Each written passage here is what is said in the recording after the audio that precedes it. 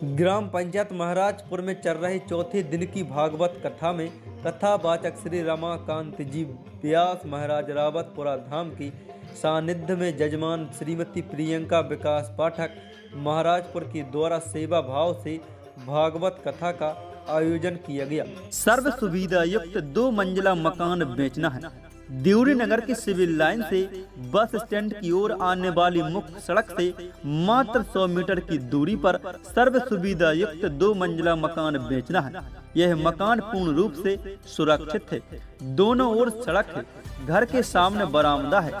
2 block ऊपर और 2 block नीचे है। अधिक जानकारी के लिए हमारे दिए गए मोबाइल नंबर पर कॉल कर सकते हैं। कथा व्यास ने कहा कि संसार में सर्वोपरि गौ सेवा, गुरु सेवा एवं संत सेवा, इनसे होगा मानव जीवन उद्धार। संसार का विजय पाना है तो तीनों बातों का ध्यान रखना चाहिए: गौ सेवा, गुरु सेवा, संत सेवा।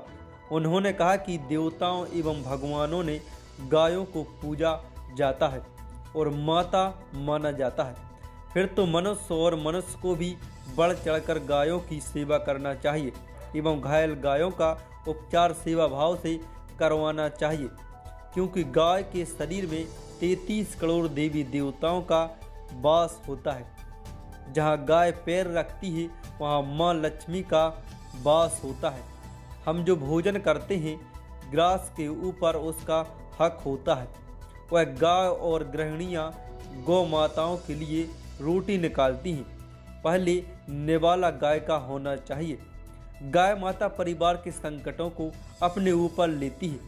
कथावाचक श्री व्यास जी ने महाराज ने बताया कि गुरुओं की सेवा के लिए अपने गुरु की सेवा करनी चाहिए और उनकी बात और उनके द्वारा दिया गया मंत्र जाप करना चाहिए।